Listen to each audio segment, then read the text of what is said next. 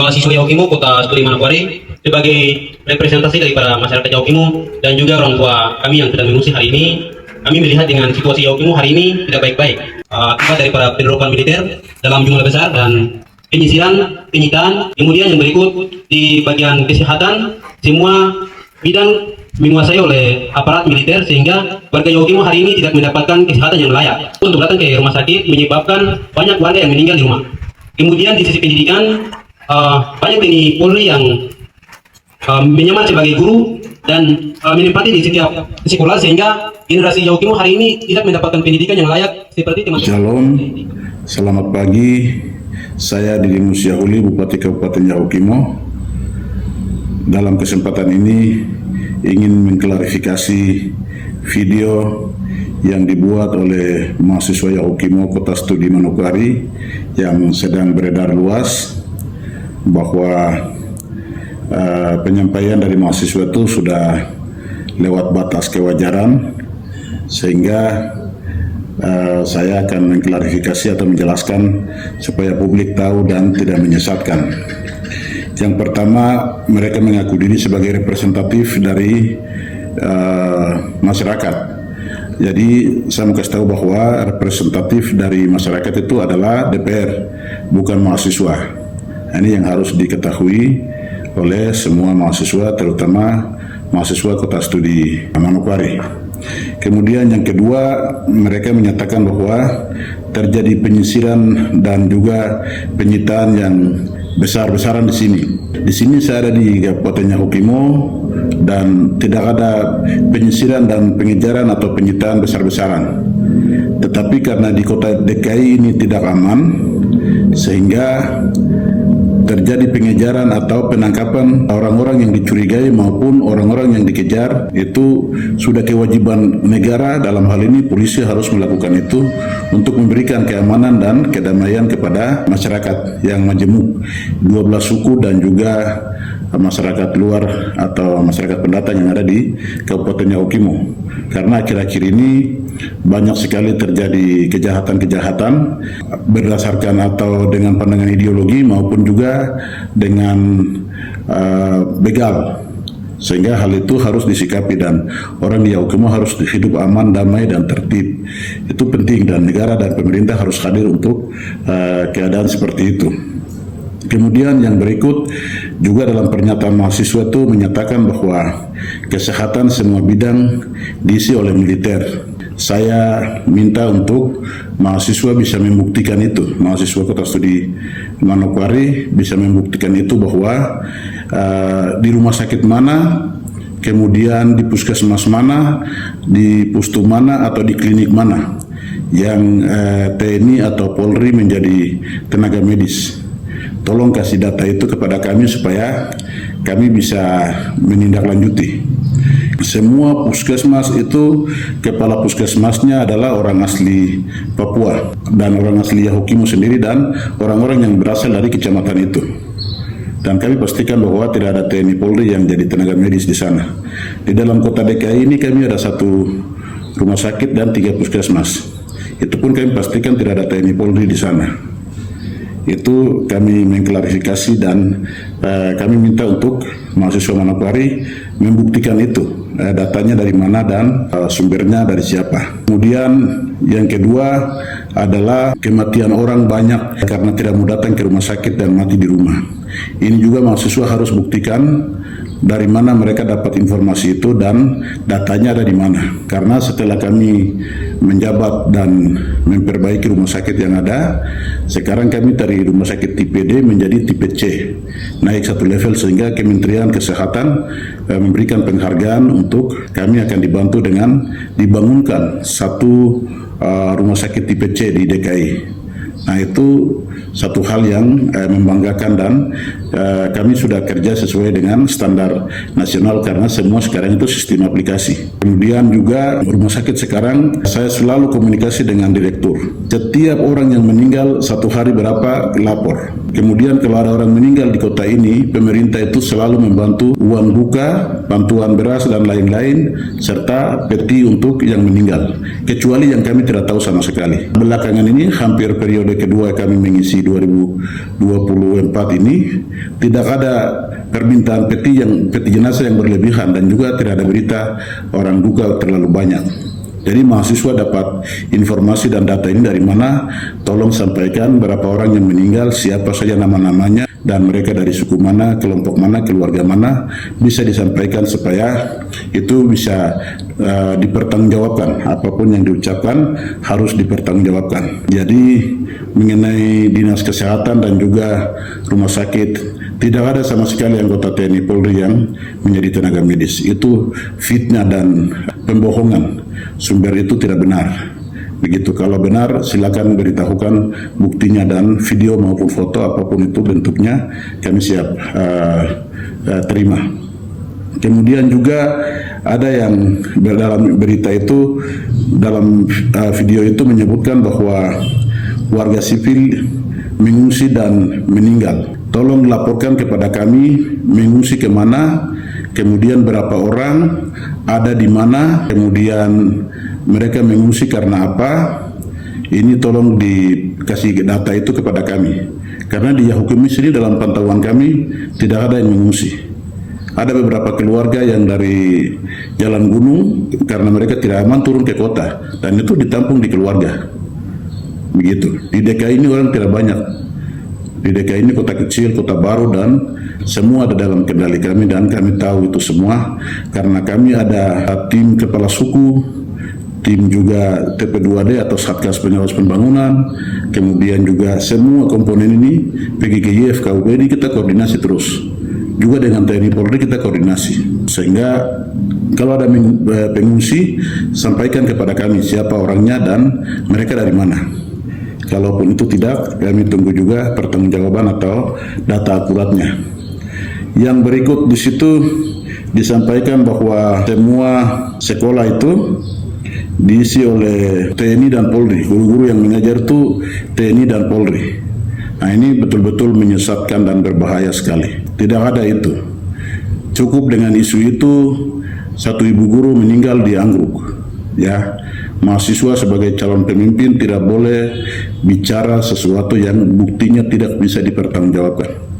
Kalau ada TNI Polri mengajar di DKI ini, tolong beritahukan kepada saya di SD mana, SMP mana, SMA mana, atau perguruan tinggi mana, bisa kasih tahu. Karena kami di sini dalam pernyataan itu juga bilang bahwa terjadi kemunduran. Justru di Papua Pegunungan ini Yahukimu terbaik. Karena yang pertama, 36 kecamatan sedang kita kasih turun guru Yahukimu cerdas dan sedang mengajar dengan kurikulum Merdeka Belajar di sana, dan anak-anak di kampung itu lebih maju, lebih cerdas dan berkualitas. Dan itu tidak ada di kecamatan lain, di kabupaten lain. Kalaupun ada mungkin polanya berbeda. Begitu. Kemudian yang kedua, untuk penghargaan itu secara nasional, kami terima penghargaan Buta Aksara, piagam penghargaan bergengsi. Kemudian juga baru-baru ini, minggu yang lalu, Bunda Pau terima penghargaan juga. Dan itu pengaruhnya ada di IPM, Indeks Prestasi Manusia Kabupaten Yahukimu itu dari 51 sekarang sudah jadi 52,98. Itu berarti peningkatan terus-menerus terjadi, dan di kota DKI dan di kampung-kampung ini banyak orang cerdas. Karena indikatornya itu adalah orang yang bisa tahu baca, tahu tulis, dan juga lamanya pendidikan, dan juga faktor-faktor lain yang menjadi kriteria untuk peningkatan indeks prestasi manusia itu. Ini yang harus diketahui oleh publik dan juga mahasiswa. Sehingga pendidikan di Yahukimu ini dari 2021 kemajuannya signifikan. Karena kami rombak semua pola pengajaran di sini. Kemudian kami kontrak guru, kemudian kami kasih masuk semua fasilitas pembangunan, rumah guru, ruang kelas, semua. Dan dana otonomi khusus kami gunakan itu untuk pembangunan yang bisa guru rasa nyaman untuk mengajar di sana. Nah, ini yang poin penting sekali yang perlu diketahui. Kemudian yang berikut dalam pernyataan itu juga mereka menyebutkan bahwa kerjasama dengan TNI Polri. Pemerintah itu kita kerja berdasarkan Undang-Undang Nomor 23 Tahun 2014. tentang otonomi daerah. Nah, jadi kalau TNI Polri itu mereka ada di bawah Departemen Pertahanan, sedangkan kami itu ada di bawah Departemen Dalam Negeri. Nah, kami yang ada di bawah dalam negeri, Kementerian Dalam Negeri ini acuannya Undang-Undang Nomor 23 Tahun 2014 itu, tidak menyimpang ke kiri, tidak menyimpang ke kanan, begitu. Sehingga kalaupun ada koordinasi di lapangan itu sudah hal biasa karena urus negara sama-sama. Tetapi kita punya pedoman masing-masing, yaitu undang-undang dari negara ini yang berlaku. Jadi tidak ada itu permintaan bupati untuk tambah keamanan dan lain-lain segala macam. Negara melihat, menilai dan kelemahannya di mana itu urusan Kementerian Pertahanan. Kita Kementerian Dalam Negeri di bawah Menteri Dalam Negeri ini kita kerjanya hanya untuk bagaimana melayani pelayanan umum, begitu. Nah, pelayanan umum kita sangat bagus sehingga kita dapat penghargaan dari provinsi untuk tiga kriteria.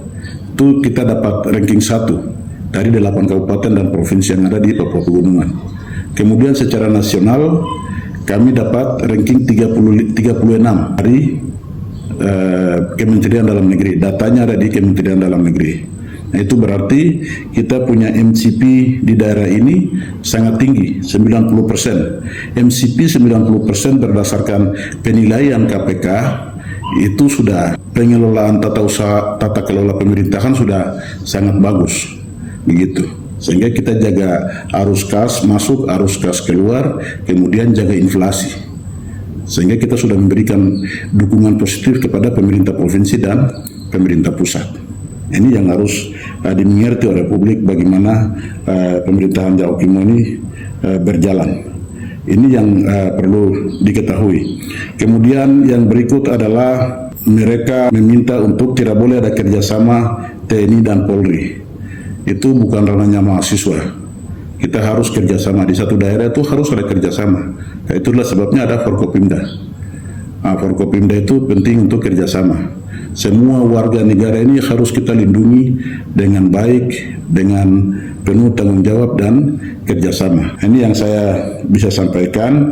Kemudian mahasiswa dalam forum itu juga saya lihat mereka memakai alma mater universitas.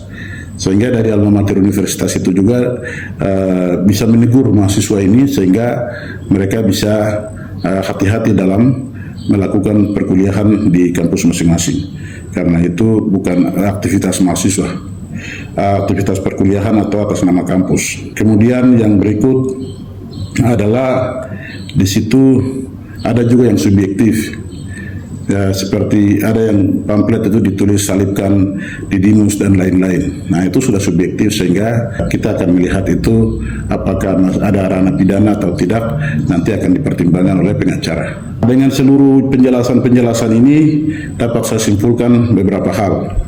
Yang pertama adalah berdasarkan klarifikasi dari nomor 1 sampai dengan nomor 9 ini dapat saya putuskan bahwa yang pertama kami membatalkan semua perhatian bantuan untuk Kota Studi Manokwari dan rencana bangun asrama, rencana beli tanah untuk bangun asrama, kemudian kontrakan, biaya listrik, biaya air, beasiswa sosial, bantuan sosial kepada mahasiswa itu kami hentikan. Dan kami minta untuk mahasiswa satu membuktikan semua tuduhan ini, kemudian yang kedua mempertanggungjawabkannya.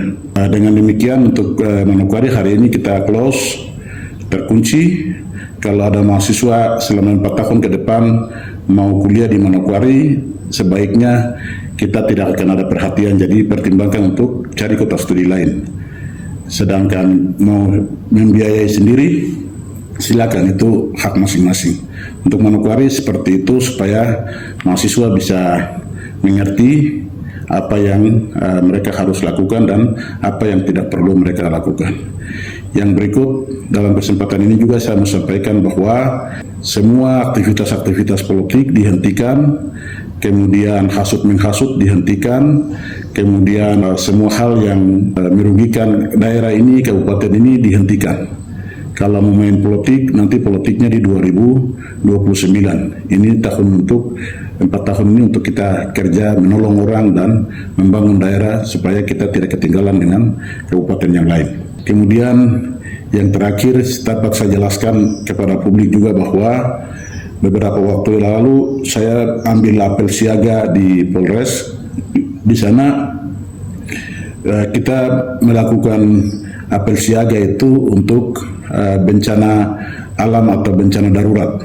Sebenarnya itu harus dilakukan di kantor Badan Penanggulangan Bencana BPBD, tapi karena satu dan lain hal dilaksanakan di kompleks atau di Polres, dan itu dihadiri oleh TNI, Polri, Satpol PP, kemudian juga pegawai dan staf Satgas dari BNPB. Dan itu dia punya sambutannya tertulis, saya sebagai bupati hanya membacakan karena berdasarkan penilaian Badan Meteorologi dan Geofisika bahwa akan ada bencana atau angin puting beliung atau apapun istilahnya itu yang akan terjadi dalam bulan November dan Desember, sehingga kesiagaan itu harus dilakukan. Jadi di situ kita tidak berbicara tentang mengejar orang, menangkap orang, menghadirkan kekuatan atau apapun. Jadi orang-orang yang salah tafsir dan juga untuk kepentingan sempit menyebarluaskan informasi yang menyesatkan ini, saya juga prihatin dan saya harap itu tidak boleh terjadi karena itu tidak baik. Mungkin hal-hal ini saja yang saya bisa klarifikasi, sekaligus juga memberitahukan, menjelaskan supaya mahasiswa harus jadi mahasiswa. Student today, leaders tomorrow. Artinya bahwa mahasiswa hari ini, pemimpin hari esok. Kalau mahasiswa hari ini, pola pikirnya dan juga akhlaknya, budi pekertinya tidak sesuai dengan apa yang diinginkan, persiapan dirinya di masa depan pasti akan ada, bukan menjadi berkat untuk daerah, tetapi akan menjadi batu sandungan karena akan membawa hal-hal atau sifat-sifat yang tidak baik ke daerah. Tetapi kalau mahasiswa yang belajar dengan tekun, maka pasti mahasiswa itu akan jadi berkat ketika dia kembali ke dunia kerja. Ini yang harus dipahami oleh mahasiswa. Jadi untuk sekali lagi saya garis bawahi, untuk Manokwari sebelum mereka mempertanggungjawabkan 9 poin yang mereka keluarkan, kita Manokwari close, mau konfrontasi dengan pemerintah, maka kami juga akan memberikan sanksi sosial seperti itu. Dan terima kasih untuk semua perhatian.